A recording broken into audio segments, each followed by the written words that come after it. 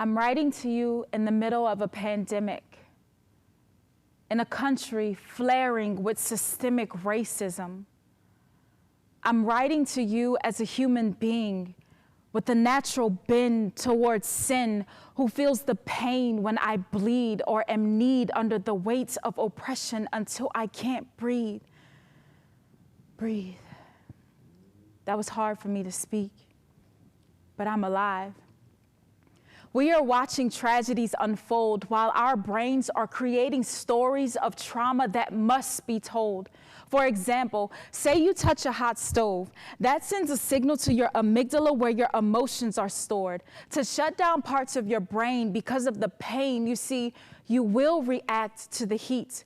Whether you fight, flight, or freeze, a hot stove will always equal pain. Could you imagine coming in contact with that stove again and again and again? Now that painful memory is stored. Check out the book, The Body Keeps the Score. See, trauma doesn't just disappear, but it's stored. And if you look at epigenetics, there's even more. Trauma can be stored in your DNA from the centuries before. This means that the trauma from slavery that your great experienced can literally be found in your DNA, moving like a silent PSA, hypertension, high blood pressure, screaming in many Black bodies from the pressure of oppression. And if the oppressed have a story, the oppressor must too. Imagine growing up in a line of oppressors, the trauma you must feel, participating in or standing on the sidelines, seeing the image of God's brown image bearers break in the face of hate, to see brown bodies hang at the hands of your greats. See, this is not the part where blame is placed, because whether we were there or not when it took place, sin reverberates, and acknowledge it or not, we all carry its weight. So maybe it's inherent in the quote-unquote Karen that her amygdala goes flaring when she sees a Black man is staring at the birds. See, she thinks the stove is hot when it's really not.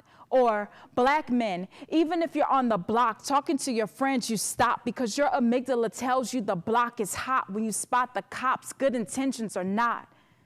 And me, looking at my friends that I've had for years, can we still be friends if you don't understand my tears?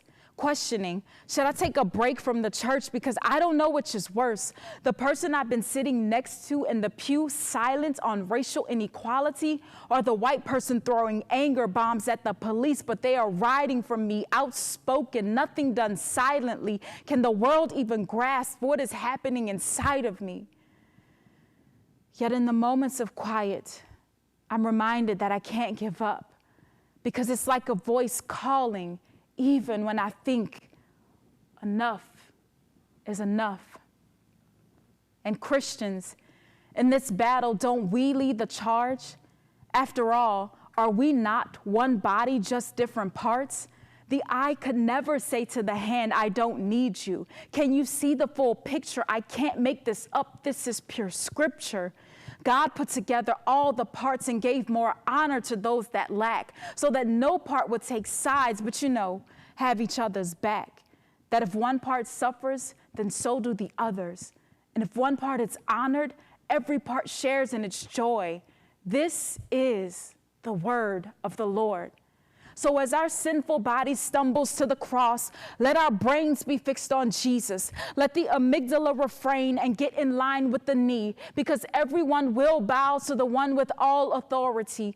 Just like he died and was resurrected, so will those who have died at the hands of oppression who believe in him. We don't have to keep dying again and again and again. I'm writing to you in the middle of a pandemic, in a country flaring with systemic racism. I'm writing to you as a human being with a natural bend towards sin, who feels the pain when I bleed or am kneed under the weight of oppression until I can't breathe. Breathe. That was hard for me to speak, but I'm alive.